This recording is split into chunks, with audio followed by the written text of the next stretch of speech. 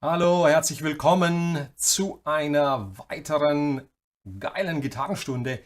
Ich freue mich sehr, dass ihr live dabei seid und heute geht es um weitere 5 Rockklassiker, die im Grunde genommen jeder, der gerne E-Gitarre und Rockgitarre liebt, spielen sollte und spielen kann. Und mit sofort spielen ist ja klar, ne? Das ist so der Teaser, damit du motiviert bist, da ranzugehen. Die Grundlage dieser Songs ist ganz einfach. Nur eine Handvoll Akkorde. Nicht mehr wie 4 im ganzen Lied. In allen 5. Und viele Powerchords und Grundakkorde. Keine Barré-Akkorde, nichts Kompliziertes. Im Grunde genommen so gut wie ein Sound. Ich habe einen alten Marshall hier am Start, ne? Der schön rockt und rotzt, das brauchen wir nämlich. Und die Songs sollen aber trotzdem mit dem Hintergedanken spielen, dass du dich verbesserst in deinem Spiel. Also einfach, aber nicht zu einfach. Und sie sollen höchst motivierend sein und für dein Gesamtspiel, also nicht nur für dein rhythmisches Spiel, für dein Gesamtspiel, für dein Können sich verbessern. Also ich freue mich, dass du live dabei bist. Jetzt sagen wir erstmal Hallo und ganz liebe Grüße an alle, die hier dabei sind. Ich hoffe, ihr habt eure Gitarren am Start und habt richtig Bock drauf. Und ja, Micha, schon mal gut geraten. Ja, wir fangen tatsächlich mit AC/DC an. Wenige Akkorde und zwar einen echten Klassiker. Und da werden wir gleich reingucken und wir steigern uns. Also es bleibt nicht allzu einfach. Super. Freue mich sehr. So, liebe Grüße an euch. Wir gehen gleich rein und starten mit einem Mega-Klassiker und zwar ganz einfach mit T.N.T. Und da gucken wir jetzt gleich mal rein. So, AC/DC High Voltage. Klassische Besetzung noch mit Bon Scott, Malcolm Angus Young und wir sind hier in den 70ern, ich glaube das war 76 oder so. Ne? Und was haben wir denn für Akkorde? Da gucken wir gleich mal rein. Wir haben ein E-Dur-Akkord hier unten, ein G und unser A. Und das ist schon die halbe Begleitung des Liedes. Also am Anfang steht über 4 Takte das E. Und dann beginnt es direkt mit diesem absolut brachialen Ohrwurm-Riff. Den hören wir uns jetzt gleich mal an. So.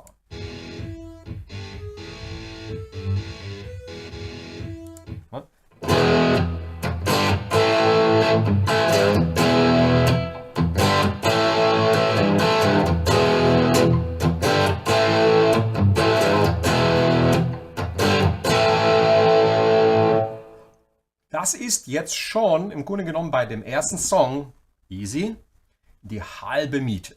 Also was haben wir? Wir haben einen E-Dur. Und was du immer bei AC/DC hast, du hast so Malcolm Young, sensationeller Rhythmusgitarrist natürlich, und du hast immer wieder so ein bisschen ein Boogie-mäßiges, rock'n'rolliges Laufen im Hintergrund. Also es wird nicht ganz statisch gespielt. Man hört oft diese Dead Notes. Ja. Das heißt, wenn du die linke Hand beobachtest, hast du die 2 Schläge und die sind abgedämpft. Ja. Gehen wir mal hier rein. Die 2 hier. Ja. Und dann kommt ein G. Und Achtung, das ist so das typische AC/DC-G, wie ich das nenne, mit der abgedämpften A-Seite. Also Zeigefinger hier oben brauchst du nicht. Abgedämpfte A-Seite heißt, der Mittelfinger liegt so hier auf dem G, dass man die A-Seite nicht hört. Das wird sich sonst im Bassbereich ziemlich in die Quere kommen, dieses G und A sehr nahe. Na? Das ist der typische AC/DC. Und dann das A mit einem Finger gegriffen, die mittleren 4 Seiten. Du hast also E, dann dein G5 und dann das A lässt man klingen und dann wieder ein Schlag auf diese abgedämpften Saiten, dann das G hier oben, gemutet, also dann das A offen und dann hier so ein leichter Bluesband. Okay?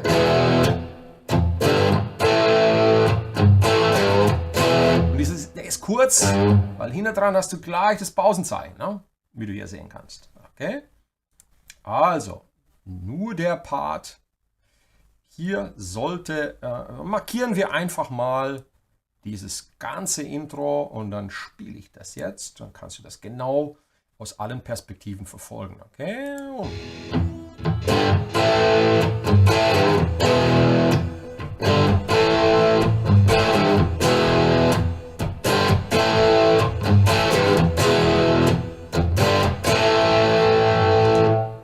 Und das läuft durch, ne? In der Strophe. Das ist jetzt das Dreiviertellied. Und was hast du dann im Chorus? Da gucken wir jetzt auch gleich rein. Im Chorus haben wir, es geht hier los, der A-Dur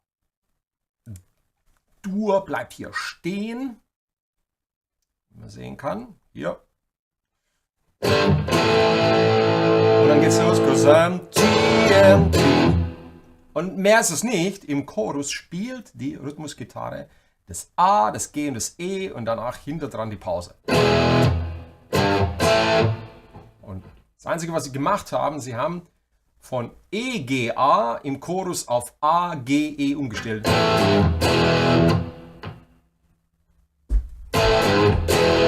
Und auch hier hast du das A, diesen Vierteltonband, diesen Bluesband. Auf dem G hier oben leicht runterziehen, nicht zu sehr. Und dann das E kurz. Hören wir es uns an.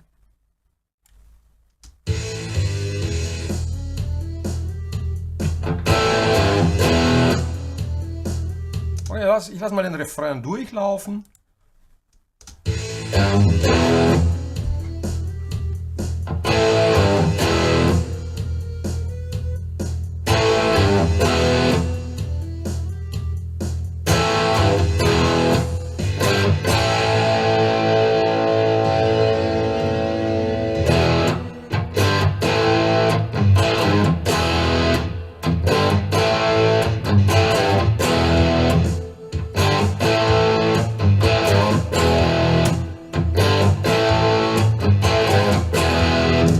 Lieben, das war auch schon die Begleitung von dem ersten Song. 3 Akkorde, Maximum rausgeholt. Im Chorus die Akkorde einfach umgedreht. Das war's. Genial, einfach. Das Gitarrensolo, das werden wir heute, das ist Aufgabe für eine andere Stunde. Aber wenn ich jetzt hier mal kurz für euch reingucke, um zu analysieren. Also das war Song Nummer 1, ganz easy, auch im Gitarre-Solo, wie man hier sehen kann. Ich blende jetzt hier unten mal die Spuren ein, gehe dann auf Gitarre 2 oder 3, das ist nämlich links, rechts, dann siehst du hier das Gitarrensolo. Das ist typisch Angus Young in dem Gitarre-Profile. Das ist dabei. Na? Und dann hier sehr, sehr schöne Licks. Alles in der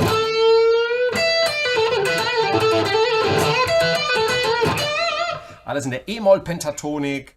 Und nur mal kurz reinhören.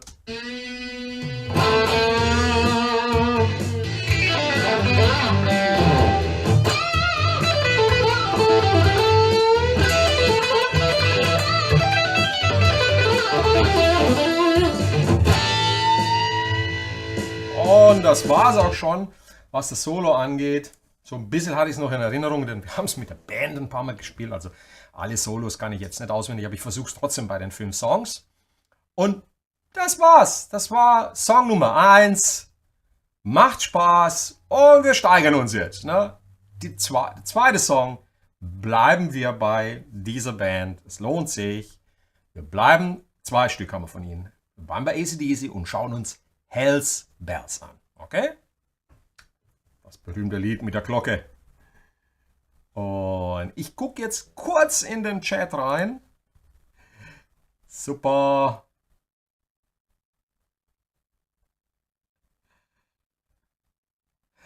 Genau. Solo Rock, genau. Rock ist gut, ja. Wichtig ist, wenn ihr das übt, einen relativ trockenen Sound, ein bisschen Halt drauf, kein Echo oder so, ne? Wenig Verzerrung. Gehen wir gleich weiter zu Song Nummer 2. Wir bleiben bei AC/DC tatsächlich. So, das ist mir jetzt hier ein bisschen verrutscht. Super, ihr Lieben. So, wir bleiben bei AC/DC. Gehen in das Guitar Profile rein und gehen auf Hells Bells. Hells Bells hat natürlich, du brauchst jetzt, um die ganzen Parts spielen zu können, brauchst du 2 Gitarren. Aber was schön ist, wir schauen uns jetzt erstmal dieses wirklich berühmte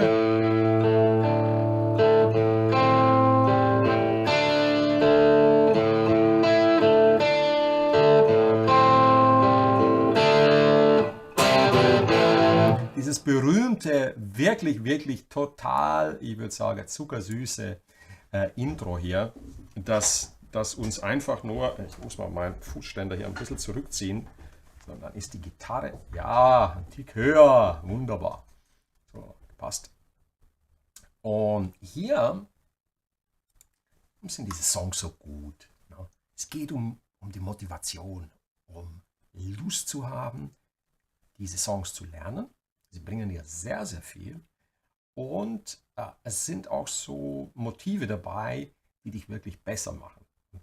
Deswegen habe ich sie auch ausgesucht. Und es sind Ohrwürmer. Man hat also wirklich Bock drauf, die zu spielen. Ne? Klingen sehr, sehr cool. Also jetzt schauen wir uns das Motiv an. Und hier, Hells Bells hat 3 Motive. Einmal dieses ganz, ganz berühmte Motiv hier. Das soll so ein bisschen Glocken symbolisieren. Also was du hast, ist, du hast immer die A-Seite im Hintergrund laufen. Und dieses A, also der Kammerton,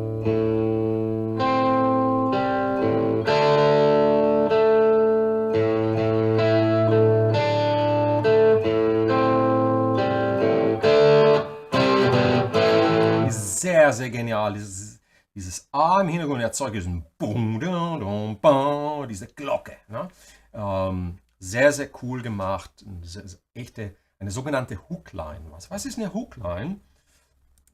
Also ist eine Abfolge von Tönen, die im Ohr bleibt, ne? Die sich sozusagen an dein Ohr ranhängen. Das nennt man ein Hook ist ein Haken und eine Linie ist eine Abfolge von sich wiederholende Abfolge von Tönen. Also eine Hookline wird sehr, sehr oft in Songs verwendet, um dich ja, sozusagen an den Song zu binden. Der Mega-Klassiker ist natürlich Hookline. Ne? Hängt sich an dein Ohr und du kriegst es nicht mehr aus dem Ohr raus. Und so ist es hier bei Hells Bells. Und das ist nicht so schwer, solltest du auswendig lernen. Und die ersten 4 Takte, die wiederholen sich bis im zweiten Durchlauf, ist da eine kleine Änderung. Und das ist im Grunde genommen schon die Hälfte des Liedes. Ne?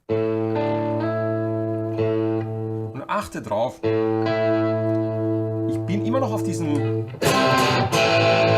alt verzerrten Plexi-Sound, aber du wirst öfters sehen können, dass ich hier die Lautstärke der Gitarre so von 10 auf 7, 7,5 runterdrehe, um diesen glockigen Sound trotzdem leicht angecrunched hinzubekommen.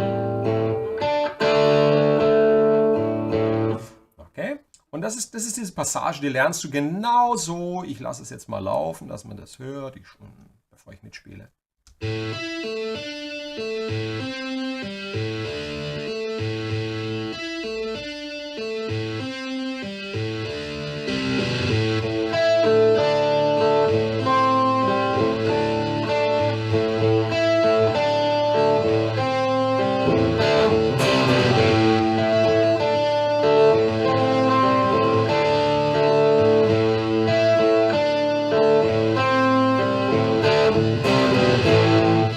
Und das ist die Hookline, die da startet. So, hier gibt es 2, 3 Dinge, die man beachten soll. Bevor es in den dritten Takt reingeht, haben wir zweimal Bom Bom die leere A-Seite. In Takt 1 haben wir einmal die leere A-Seite. Sorry.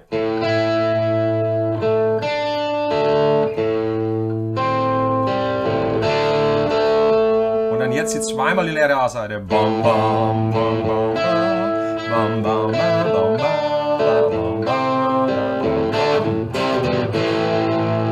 So, und dann springt man hier hin, spielt ein C-Powerchord, Zeigefinger geht auf H,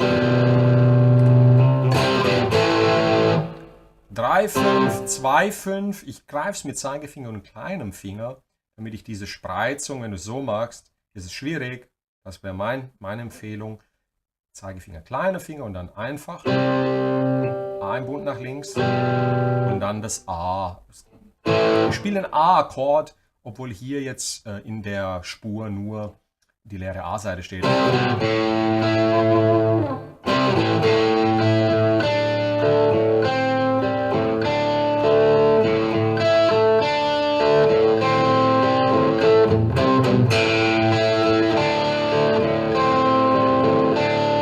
Und dieses Motiv ist so süß, also das macht ja einen Heidenspaß, das zu lernen. So. Und es geht hier ewig und 3 Tage, wie ihr sehen könnt, bis zu Takt 24. Und dann hier bei Takt 24 haben wir ein G-Powerchord, einmal die leere E-Seite und dann hier das so gegriffen, ein D mit dem Fiss im Bass.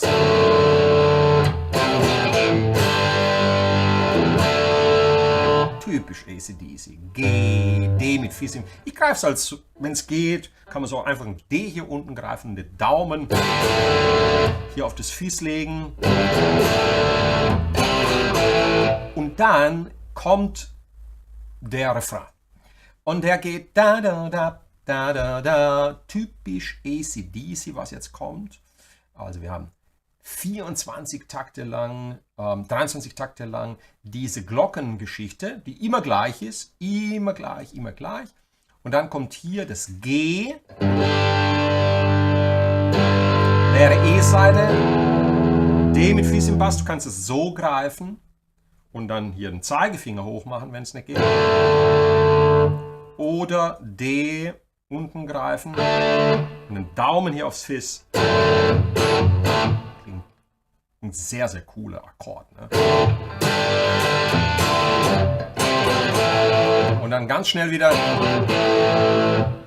Und dann kommt die Begleitung. Die gucken wir uns jetzt an. So, das war dieser Teil hier. Hören wir noch mal rein, wie das klingt.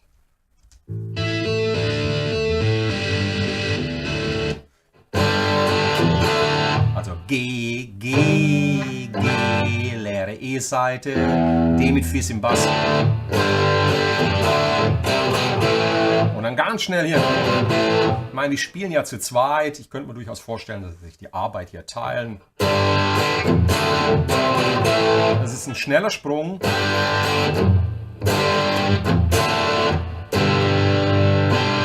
Leere E-Seite, D mit Fiss im Bass und dann.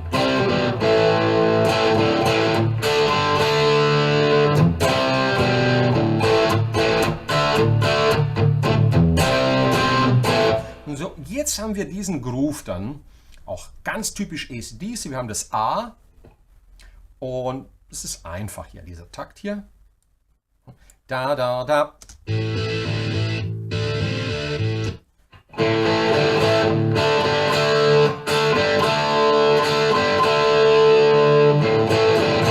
Also leere A-Seite. Dann die beiden, die D und die G-Seite mit 2. Dann oben drüber die beiden Leerseiten. Und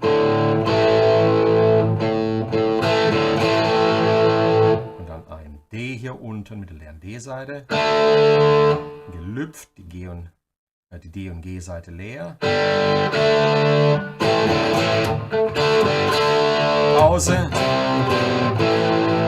Hören wir uns die 2 Takte an.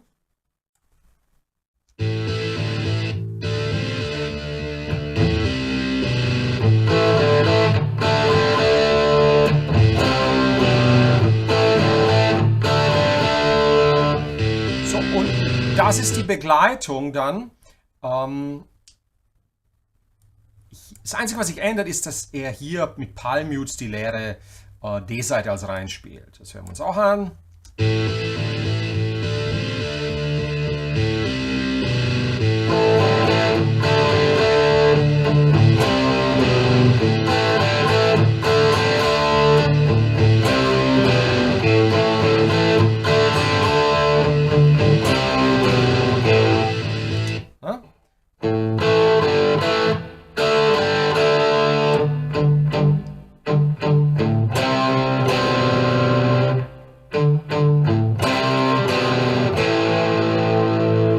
Das ist jetzt die Begleitung.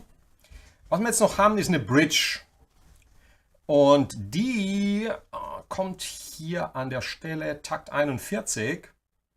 Klingt folgendermaßen. Sorry, die kommt schon ein bisschen früher hier. So,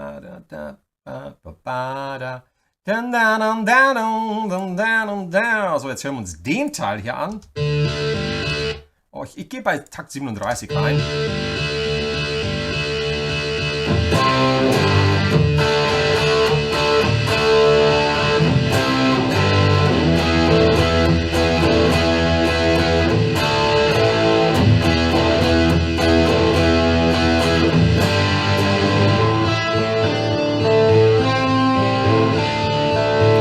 Alter, macht es Spaß, hallo, herzlichen Dank, hallo Werner, herzlichen Dank.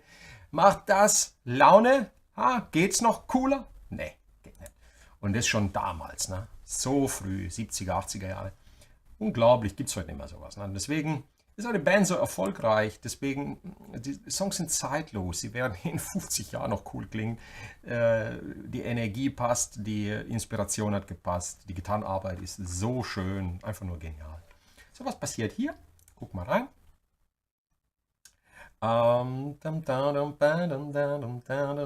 So, ich muss aufpassen, dass ich nicht zu weit vorspringe. Takt 37. Was haben wir denn hier? Wir haben das D. Und dann ein C, Powerchord, aber gespielt, also das wäre der Powerchord, du kannst ihn auch als Powerchord spielen, aber hier an der Stelle siehst du, hast du 3, 5, 5, 5, das ist dann so dann. Man hört den vollen Dur-Akkord und dann das G mit der abgedämpften A-Seite.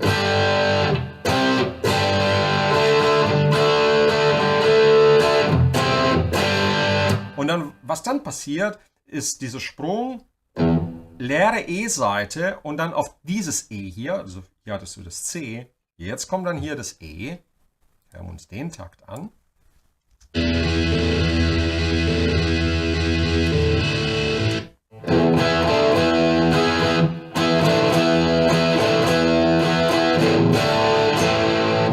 Und es ist dieses Spiel hier auf dem E-Akkord mit der leeren, also leere E-Seite.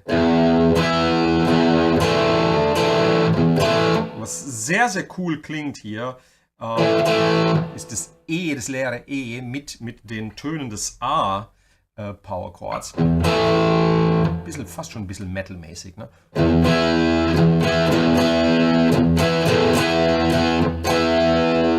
Und dann geht er runter auf das D und spielt ein D und ein A.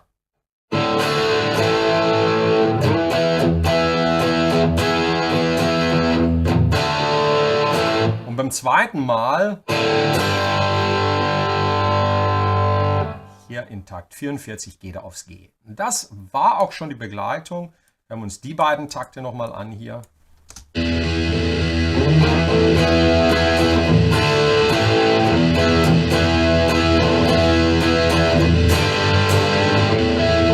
Und dann geht's wieder weiter.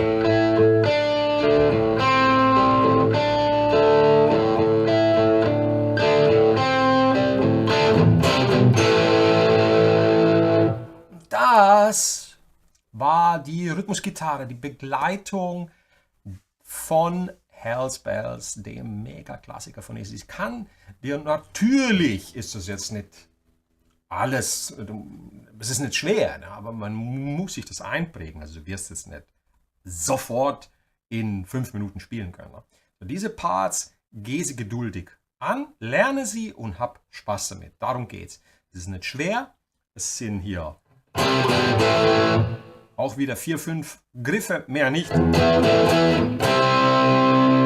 das C bekommst du hin. Also ich gehe nochmal in die Nahaufnahme, dass du das sehen kannst. Das ist ein typisches Eric Clapton C, nenne ich das immer wieder. Statt so, ne, einfach nur Zeigefinger hier und mit dem Ringfinger die 3 Saiten. Nicht so schwer, sehr bis hier oben beim E. Also, Jimi Hendrix hat etwas Geniales gemacht, hat diesen Akkord umgekehrt. Aber das ist wieder eine andere Geschichte. So, das war Hells Bells. Jetzt schauen wir mal, was kommt als Song Nummer 3. Song Nummer 3 ist von Deep Purple. In dem ersten Video, Volume 1 mit 5 Rockklassikern, da war Cocaine, Smoke on the Water war da dabei. Schnappe ich mir natürlich wieder einen Song von Deep Purple. Und zwar gibt es ein bisschen was auch für deine Finger, nicht nur Akkorde. Ein bisschen Fingerarbeit von Ritchie Blackmore, macht Laune, bringt sehr, sehr viel. Und wir schauen uns Black Knight an. Ja? Keine Angst, ist machbar. Viel Pentatonik. Black Knight, ladies and gentlemen. Words and Music by Deep Purple. So cool, so cool. Ich bleibe auf den Sound, spiele jetzt mit voll aufgedrehtem Volume Potty. Das ist der Klassiker, Marshall Sound, Black Sea, so wie wir ihn lieben und kennen. Ne?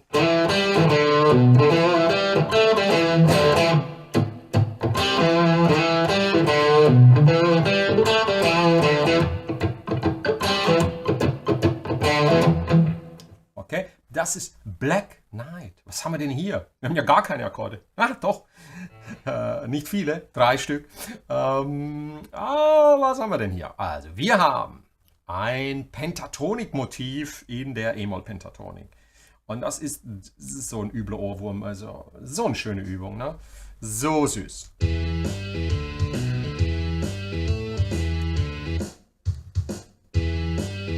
Natürlich muss ich den Takt auch markieren, sonst geht es nicht auf.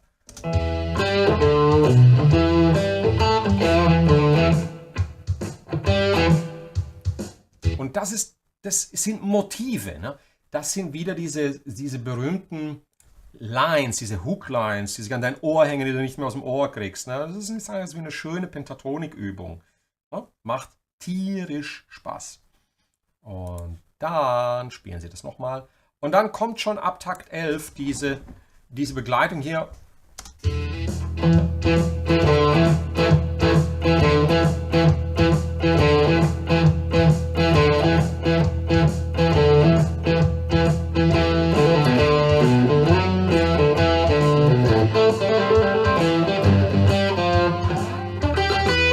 Ja, und dann hier muss ich gleich sagen, die Solo-Parts, die Ritchie hier spielt, die sind alle in der E-Moll-Pentatonik hier, die musst du jetzt nicht gleich spielen. Also es geht ja nur darum, das Thema zu lernen und Spaß zu haben mit diesen Single Notes. Ne? Das ist im Grunde genommen, im Hintergrund hast du die Orgel, die greift dir die Akkorde und hier hast du Single Notes. Und das ist so gut rhythmisch zu üben. Ne? Dieses da, da, da, da, da, da, da.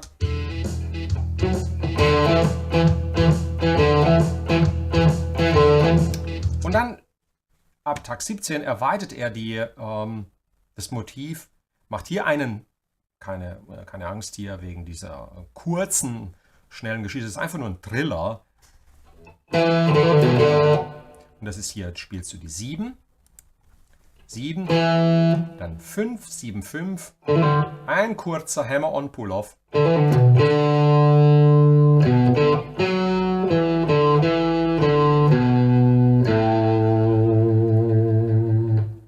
So, das ist diese Passage hier, ich gehe mal bis hier hin, dass du das hörst.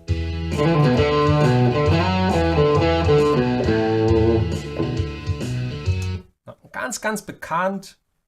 Das bekommst du hin, sollte kein Problem sein.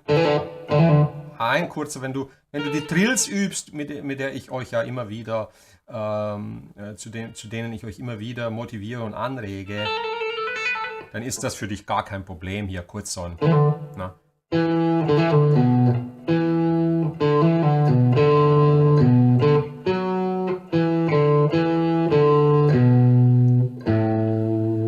Und jetzt siehst du, hier macht er ja wieder, jetzt macht er einen doppelten Triller hier. Und wie klingt das?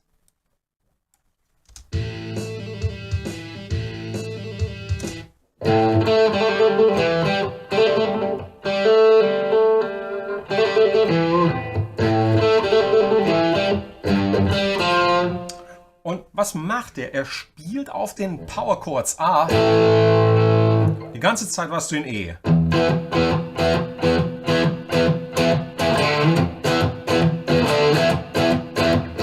Dann kommt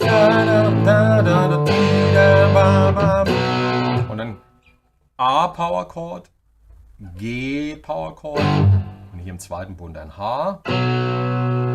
Und das waren deine 4 Powerchords in dem Song. Und auf den Powerchords A und G spielt er gewisse Verzierungen. Also hier bei dem A macht er, beim G macht er 3, 3, 5, 3. Und dann kommt ein kleiner Solo-Einwurf. Und wenn du das übst, das ist, kurze Pause, nicht so schwer. Auch das lohnt sich, wenn du die Pentatonik hier in E-Moll, erste Lage, das sind die ganzen Legs, wenn du das übst, das ist doch wunderbar. 12, 12, 14, 12, 14, 12. Und dann kommt ein klassischer Blues eigentlich, Lick hier. Wir uns den noch an kurz.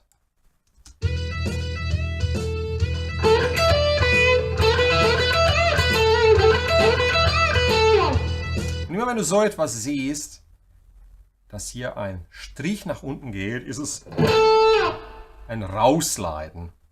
Und das ist ein klassischer Blues, Classic Rock Repeating Lick, den du unbedingt in dein Repertoire aufnehmen solltest. Die 14 Ganzton, also bis 16 hochziehen, aber gar nicht lang, sondern es kommt sofort, das sind Triplets.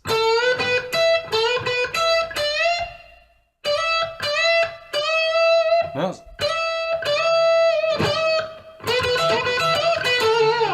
Ja, hier musst du ganz aufpassen. Das ist ein kurzer. Ganzton hochziehen, die 15. Und dann die 12 kurz spielen und dann die 14. Da hast du nicht viel Zeit, aber das macht tierisch Laune.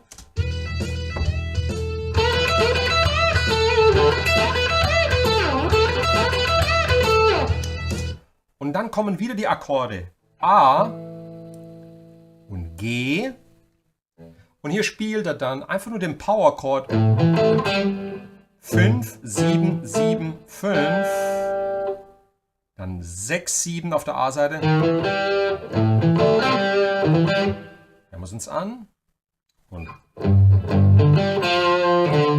beiden Takte.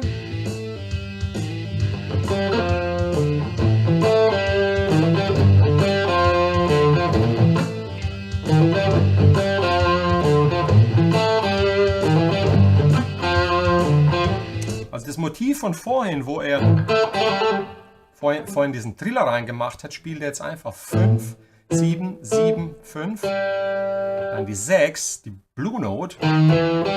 Sehr schön.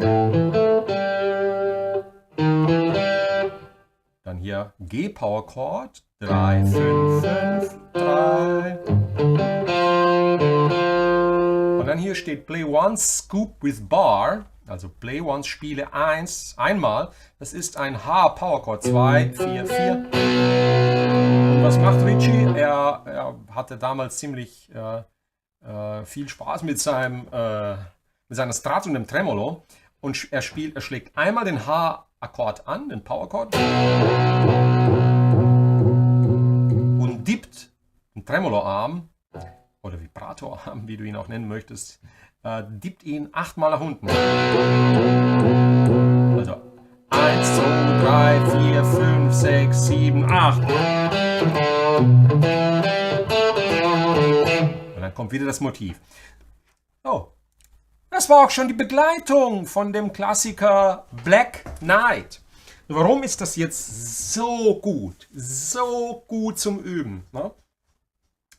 Einmal bist du die ganze Zeit in der schönsten oder beliebtesten Tonart auf der Gitarre in E, in der E-Moll-Pentatonik. Ne? Du hast also dein E-Powerchord, dein A-Powerchord, G und H, also Kriterium erfüllt, maximal 4 Akkorde.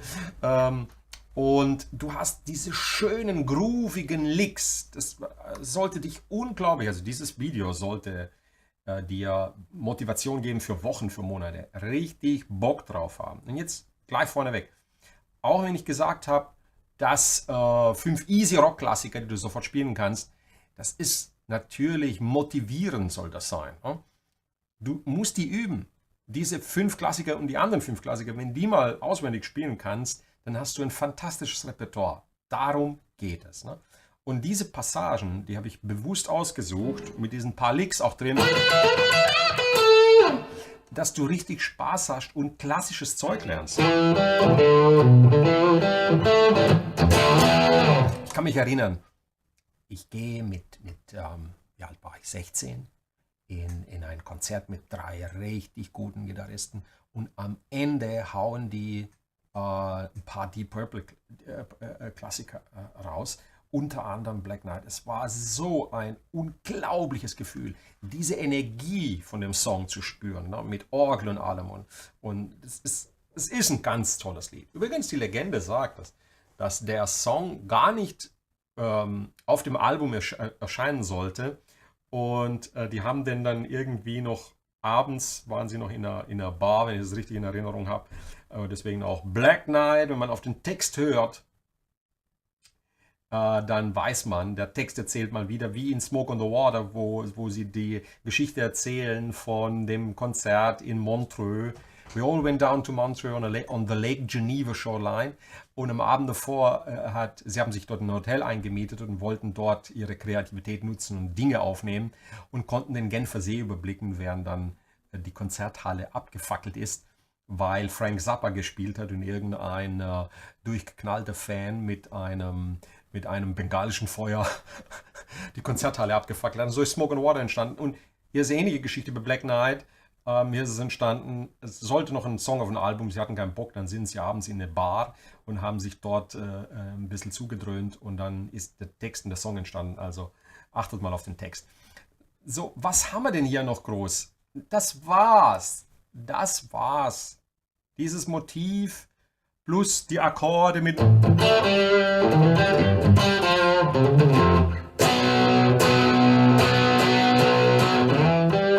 dem Motiv, und das war auch schon die Begleitung. Natürlich haben wir ein schönes Gitarrensolo, da gucken wir auch mal kurz rein hier. Und das sind noch schöne Licks auch, ne, von Rick. Na?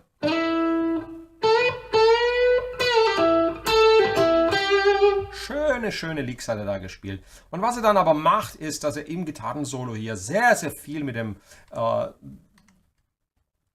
wie es auch hier steht, this solo doesn't sound right because you need to use heaps of tremolo arm vibrato, also was hier fast nicht tabulaturmäßig zu schreiben ist, war er wahnsinnig viel hier mit dem Tremolo Arm arbeitet, slides, spielt und dann immer wieder reindippt. Also ich habe wenn wir den Song gespielt haben, habe ich immer das Gitarrensolo improvisiert. Da habe ich also keinen Langrung gemacht. Und habe einfach Spaß gehabt in der E-Moll-Pentatonik. Das war Song Nummer 3. Song Nummer 4 springt zu einer Band. Da werden jetzt viele sagen, ich gucke mal kurz in den Chat, bevor ich den aufdecke, den Song Nummer 4, bevor ich sage, was wir als nächstes machen. Song Nummer 4 werden viele sagen, was? Jetzt springt er zu der Band, das ist doch nicht leicht. Oh Gott, wieso sagt er, das sind so Songs, die ich gleich spielen kann? Jetzt wart's ab, erschreck nicht. Bleib dabei. Nimm die Gitarre zur Hand. Hab Spaß. Denn darum geht es. Alles andere, ja. Ja, Bridgenberger ist meine Motivation gewesen, um Gitarre spielen zu lernen. Lieber Andreas, bei mir auch ganz groß, ganz groß. Er natürlich unglaublich unnatürlich. Jimmy Page auch, ne? Van Halen, Panama. Pass auf, ich mache mal da ein extra Tutorial und stelle den ganzen Song vor, Panama. Also den Hauptriff und alles. Na. Das können wir machen. Aber jetzt kommt Song Nummer 4 und das ist... Klick mal rein. Was ist es? Was ist es? Was ist es? Was ist es? Juhu! Hold the Line von Toto. Was? Der Horst will jetzt, dass wir Toto spielen? Ja! Warum nicht? Keine Angst vor großen Bands. Steve Lukather freut sich, wenn ihr Gitarre spielt. Und ich bin ganz, ganz sicher, die anderen beiden auch. Angus, wir brauchen das. Wir brauchen das. Die Welt braucht das. Die Welt braucht dringend diese coole Musik. Hold the Line, Toto. Was passiert hier? Wir haben den ultra Ohrwurm-Riff. Jetzt gibt es hier natürlich ein Tick mehr Verzerrung. Ja, tatsächlich. Deswegen schalte ich hier auf mehr. Ne? Noch ein bisschen mehr. Ne? Und es gibt auch ein bisschen Delay. Nicht zu viel. Ja, wenige Mix. So, nur ein bisschen hier. Ne? Na, ein bisschen hier. Also Maximum 3 Wiederholungen. Ich glaube, das hört man gar nicht. Ne? Also, was haben wir denn hier?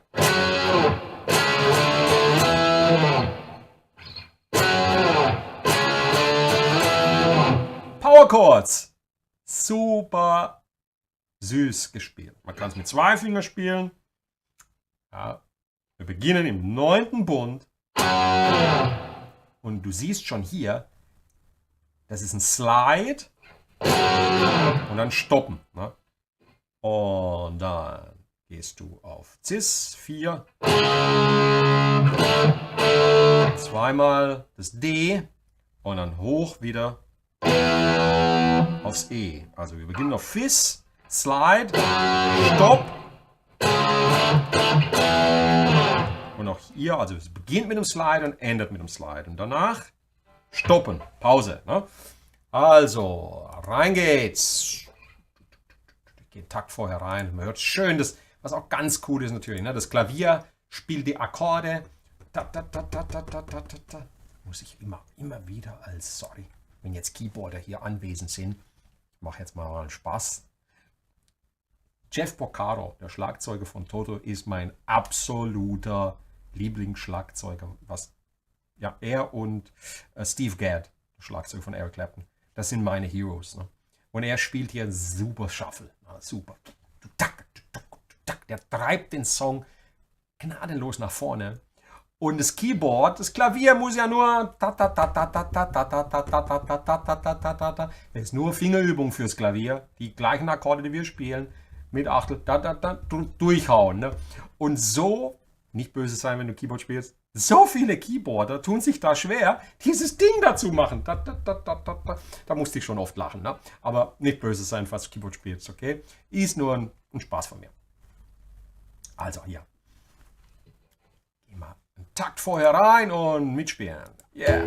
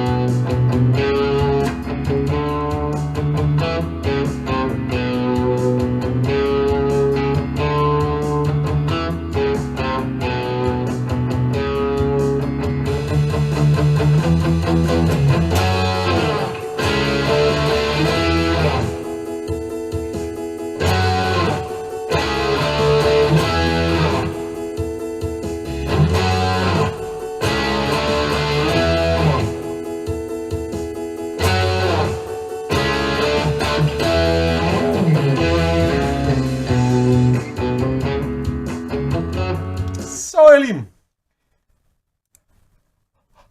Das war's auch schon. Das war Hold the Line.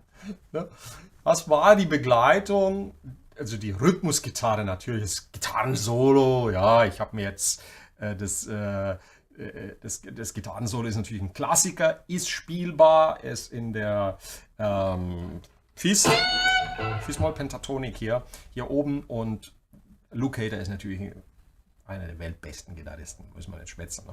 Aber das war schon die Rhythmusgitarre. Hättest du gedacht, dass es so wenig ist? Es werden Powerchords gespielt, 4 Powerchords und Single-Note-Lines. Single-Note-Lines sind Einzeltöne. Das war, mehr ist es nicht. Ne? Das Gitarrensolo gucken wir uns natürlich auch noch an kurz. Also, was lernst du hier? Du lernst, ich greife es mit 3 Fingern. Ne? Ich mag es, dass es ein bisschen fetter klingt. Du kannst auch so spielen oder mit 2 Fingern. Du kannst den Powerchord einfach 9 und dann hier unten dran noch eine 11 packen. Okay, und dann. Und. Und wenn du mich beobachtest, dann guck genau hin, wenn ich den hier mache. Ne? Heißt, wenn ich jetzt spiele, volle Lotte, ne? Volume-Pot ist voll aufgedreht. Und dann mache ich kurz zurück auf ca. 7 und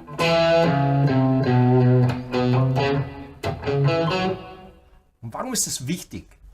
Ich will ja jetzt die Begleitung mit den Single Notes, will ich ja ein bisschen abgestoppt, ein bisschen perkussiver spielen, ein bisschen gedämpft, und deswegen steht hier auch Electric Guitar Muted. Ne?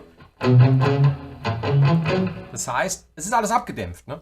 Und dann drehe ich hier die Leistung einen Tick zurück bei der Lautstärke im kleinen Finger, sodass der Sound fast clean wird.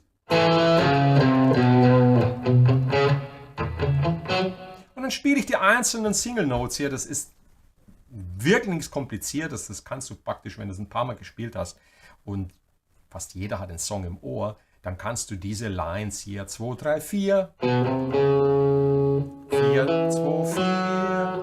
4, 2, 3, 4, 4, 2, 4, ba, ba, ba, ba, ba, ba, ba,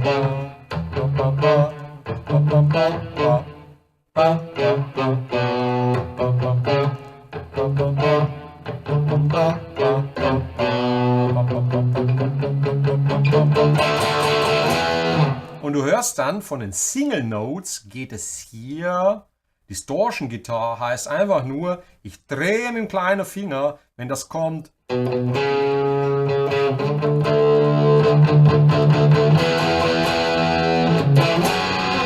Ich drehe dann auf den kleinen Finger und habe ab hier wieder volle Leistung. Ne? Ab hier hast du Powerchord D, spielst du 6 mal 1, 2, 3, 1, 2, 3, 1, 2, 3, 4 und dann die 9 auf der E-Seite und dann kommt sofort wieder hier unser Riff.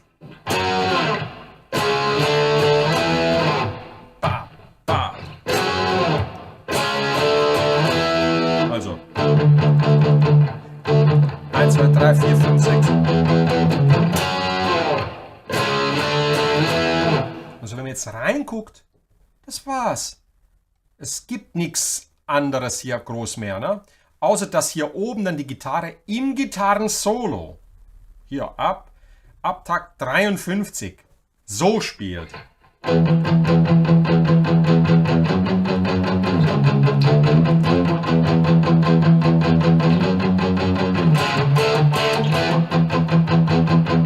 Warum macht sie das? Weil das Keyboard das auch macht und weil sie mitten im Gitarrensolo den Riff spielen und danach wollen sie aufbauen. Ne? Es wird Spannung erzeugt. Es wird durchgehend gespielt. Und das war's. Ne? Und wenn wir jetzt reinklicken in das Gitarrensolo, Solo-Gitarre, und dann schauen wir mal, was hier passiert. So, guck mal hier. Also, Fis-Moll, oder A-Dur, Pentatonik nehmen Sie. Ich denke hier in Moll meistens. Ne? Das ist wie Position 1, ist dann nicht im 12. Bund, das wäre E, sondern hier im 14. Bund. Das ist deine Pentatonik. Und genauso werden die Lagen hier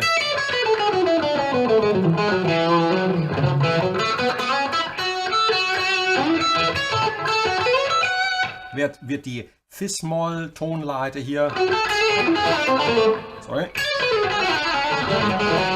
gespielt. Er spielt chromatische Sachen. Ne?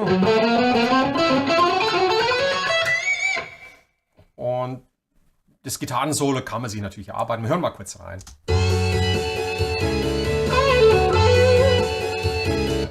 Natürlich muss ich mehr markieren wie nur das. Lassen wir es mal laufen.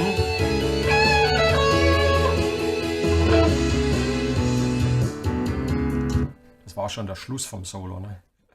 Lead-Gitarre hier nochmal. Hier sind die ganzen Parts. Und natürlich ist Locator Weltklasse. Ich muss euch jetzt nicht sagen, da brauchen wir eine ganze Stunde, um das alles zu lernen hier. Da geht der Punk ab, was die Geschwindigkeit angeht.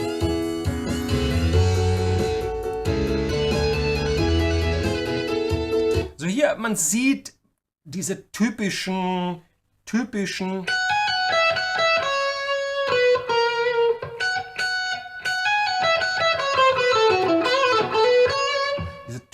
Blue Note, was er hier verwendet.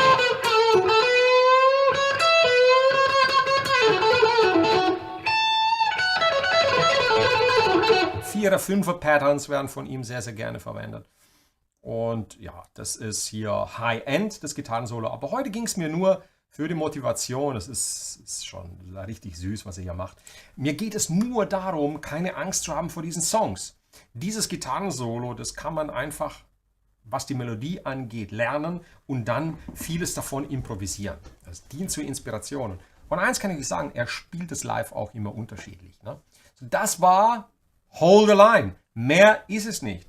Und einen haben wir noch. Jetzt werdet ihr wieder sagen, oh, was hole ich denn jetzt noch raus? Lass dich überraschen. Der letzte Song ist auch wirklich, der hat nur 3 Akkorde und heißt Ain't Talking About Love von Van Halen. Ain't Talking About Love. Ne? So, was ich jetzt hier noch hinzufüge, ist ein Flanger, ganz dezent. Macht das Delay ein bisschen mehr rein.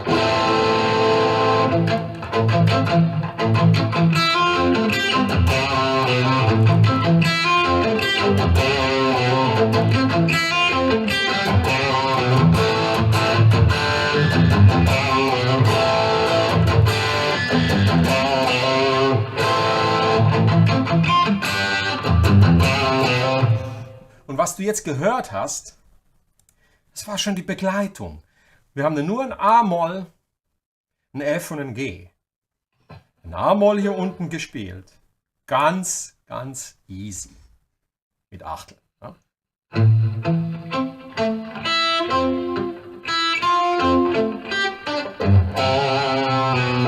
So, was er hier macht, wenn du das hier siehst, die 3 mit 15, da wird die Saite gepincht. Ich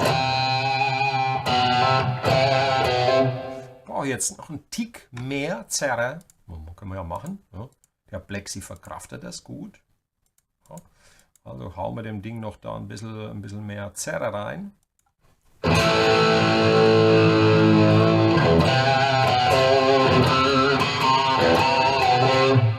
Das ist diese. Und ansonsten, was er greift, ist ein A-Moll-Akkord, abgedämpft, A-Seite 2. Und jetzt kommt das F ins Spiel.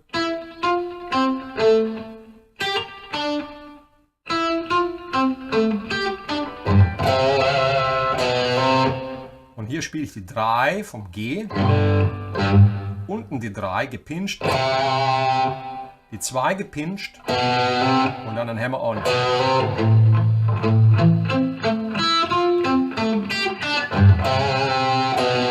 Das ist der typische Sound auch von ihm, nämlich ein alter Marshall richtig heiß gespielt. Er hat beispielsweise die Vorstufe gejumpert, also die Vorstufe nochmal eingeschliffen und hat dadurch diesen sogenannten Brown Sound erzeugt. Er war auch ein Tüftler. Nicht nur, dass er seine Gitarre umgebaut hat, er hat im Grunde genommen die Superstrat erfunden.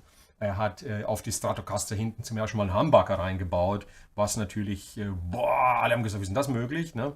Und das Floyd-Rose-Tremolo verwendet wie kein anderer. Ne? Und was macht Van Halen? Van Halen nimmt diese 3 Akkorde und hat Spaß damit. Das ist alles, was er macht. Er variiert das Motiv ein bisschen und macht ein Gitarrensolo. F-Dur natürlich.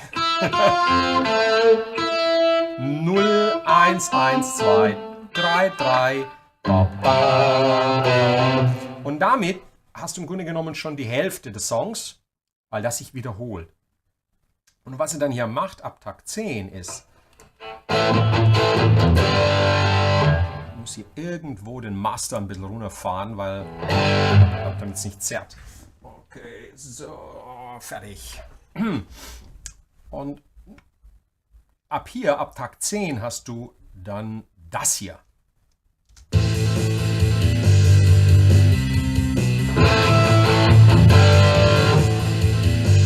Also ein A-Moll, A-Moll und immer im Wechsel mit der leeren A-Seite. Leere E-Seite. Irgendwo habe ich einen zu hohen Pegel. Ich muss mal gucken. Das ein bisschen hier reduzieren. Ich will natürlich nicht, dass das hier die Zerre nicht gut klingt. Ne? Gerade bei Van Halen ist das wichtig. Also A-Moll mit der leeren A-Seite.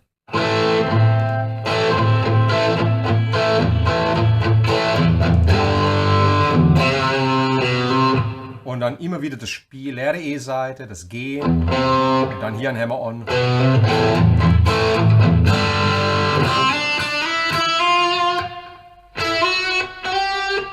Die 8 stimmt hier wahrscheinlich nicht. Muss mal reinhören, ob das stimmt hier. Doch, kann stimmen.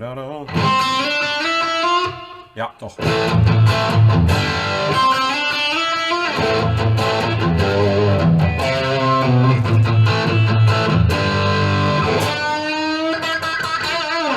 Und was er jetzt macht, er spielt mit diesen Motiven und macht da jetzt keine große Philosophie draus. Ne?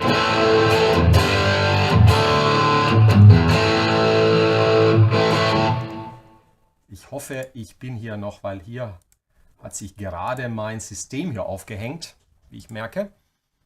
Und ich gucke mal hier noch mal rein. Ich hoffe, das Ganze funktioniert noch hier. Bei mir hat sich jetzt das System aufgehängt. Ne? Wahrscheinlich muss ich mich bei euch verabschieden jetzt. Ne? Mein Rechner hängt. Ne? Gebt mir mal Feedback, ob ihr mich noch sehen könnt. Dann mache ich hier nämlich weiter.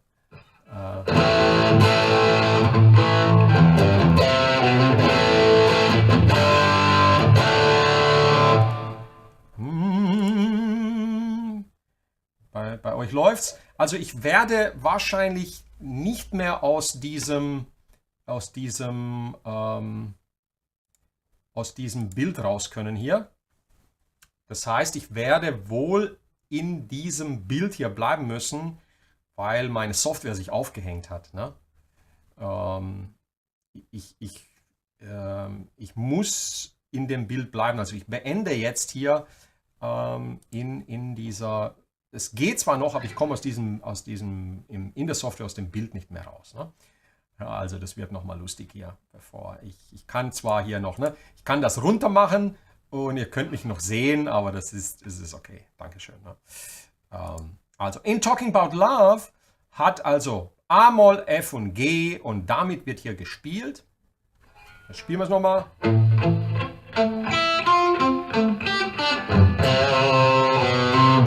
Und was er dann macht, ist, dass er dieses Motiv variiert. Das Einzige, was wir noch haben, ist, dass er A-Moll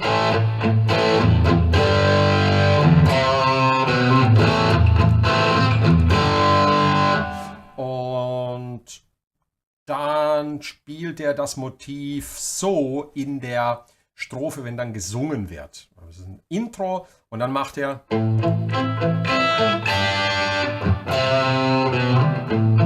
Das ist hier, schau mal. Ja, leichte Änderung im Motiv. Beim F springt er hier unten vom F dann auf die 2 und dann lässt beide Saiten hier klingen. Guck mal.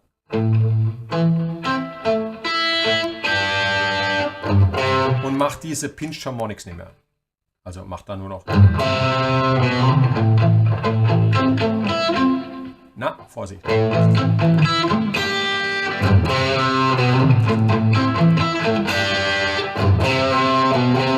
Und dann wieder.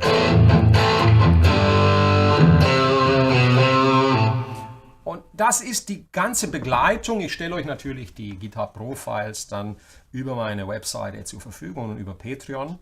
Und ich zeige euch auch noch diese 3 Varianten der Begleitung, das ist es, mehr ist es nicht. Und hier haben wir dann das Gitarrensolo, da kann man auch mal reingucken. So, das basiert auf einer Hookline, und zwar im Hintergrund hast du immer wieder die leere E-Seite hier unten. Ne? Und dann beginnt er mit Slides, 18.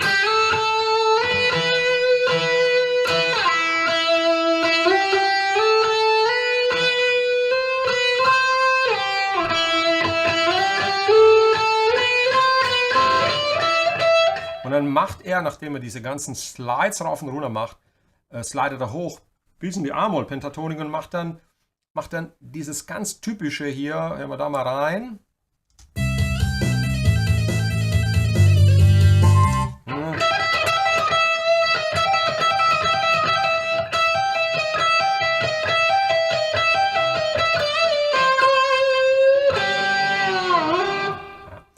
Das ist ein typischer Lick hier aus dem Blues. Hammer-on Pull-Off. Und damit beendet er das Thema. Und dann geht es bis zum Finale durch. Hier.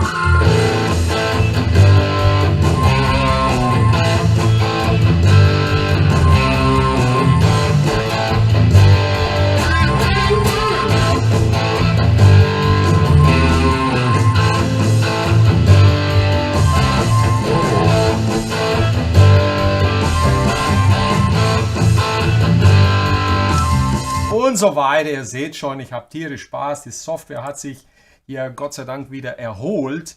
Das war hier halt ein Hänger im Hintergrund.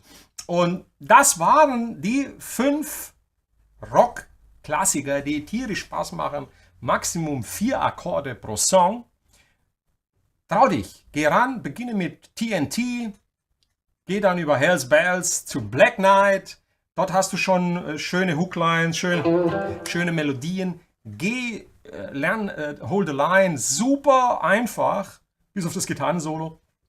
Und dann dasselbe hier, habt dann am Ende Spaß mit den 3 Akkorden von Ain't Talking About Love. So, das soll das für heute gewesen sein. Eine volle Stunde für euch. Motivation, Lust, Vorstellung von guten Gitarrensongs, aus jedem dieser Songs lernst du etwas, du wirst dich verbessern und hab Geduld, lerne diese Lieder. Du wirst enorm profitieren, was dein Gitarrenspiel angeht. Ich garantiere es dir. Okay.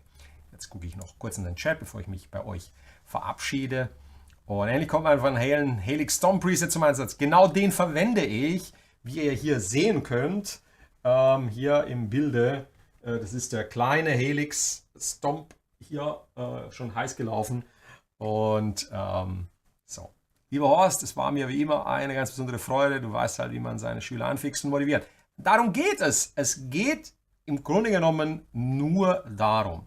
So, ganz wichtig, wenn du dir jetzt so ein Video anschaust und du denkst, so ein Song, nur weil der Horst sagt, das muss ich doch jetzt sofort spielen können. Das ist natürlich nicht der Fall. Du kannst keinen dieser Rock-Klassiker einfach spielen. Du musst ihn erstmal gut kennen. No?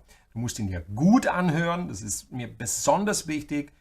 Durch das Gehör lernst du das Spielgefühl auch kennen und kannst es dann auch nachvollziehen, was da passiert. Also gut anhören, wenn du es gut im Ohr hast, Takt für Takt. No? Heute 8 Takte, morgen 8 Takte und nach einer Woche geht das. Nächster Klassiker. Und wenn du am Ende des Jahres zum Beispiel diese beiden Videos, 5 Easy-Rock-Klassiker, die du sofort spielen kannst, dir reinziehst und dann 10 Songs hast am Ende eines Jahres, die du, Cocaine, Smoke on the Water und so weiter, die du im Grunde genommen gar nicht mehr falsch spielen kannst. Es ist einfach nicht mehr möglich, weil du so viel Freude dran hattest, die zu lernen, dann werden sie dich dein Leben lang begleiten und du wirst den Menschen eine Freude machen, wenn du sie spielst. Das ist der Grund, warum wir das hier machen. Ich lade euch alle herzlich ein, am Donnerstag wieder dabei zu sein. Am Donnerstag um 17 Uhr rede ich über den Gitarristen John Petrucci. Wenn du das im Nachhinein dir anguckst, das Video und hier fertig ist, benutze die Suchmaschine dann. Ich habe schon einiges gemacht zu John Petrucci.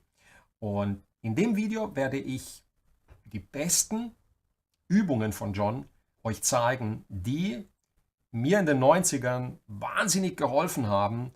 Und ich glaube, es werden so, wahrscheinlich 10 Stück sein. Und ich werde euch sagen, warum gerade John Petrucci einer der besten Lehrer auch da draußen ist, was Gitarre angeht. Und ich werde über ihn erzählen und wir schauen uns seine besten Übungen an. Da habt ihr dann wirklich, wirklich sehr, sehr viel draus. Lade euch jetzt schon ein. Also, bis dann, alles Liebe, alles Gute. Ich freue mich natürlich, wenn du ein Abo hinterlässt, falls du es noch nicht getan hast, und die Glocke läutest, damit du weißt, wenn ich wieder live bin. Und ich freue mich, wenn du mich auf meiner Webseite besuchst. Dort wirst du dann, wenn du dort dich bei mir registrierst und anmeldest, ich habe dort schon jede Menge Unterstützer und guck einfach mal rein, vipguitar.de. VIP bedeutet, du bist für mich a very important person. Okay? Und das ist ein Projekt, das ist ausgelegt auf die nächsten 10, 20 Jahre, bis ich nicht mehr da bin, dann gehört alles euch. Okay? Also, bis zum nächsten Mal. Herzlichen Dank auch immer wieder für eure Motivation und für eure liebevollen Nachrichten. Und entschuldigt bitte, wenn ich nicht alle lesen kann und nicht auf alle antworten kann. Ich bin immer wieder sehr, sehr, sehr motiviert und gerührt von allem, was ich von euch höre. Bis dann und jetzt ran an die Gitarre. Gleich jetzt. Und lerne einen dieser Klassiker. Tu es. Du wirst immer wieder Freude dran haben.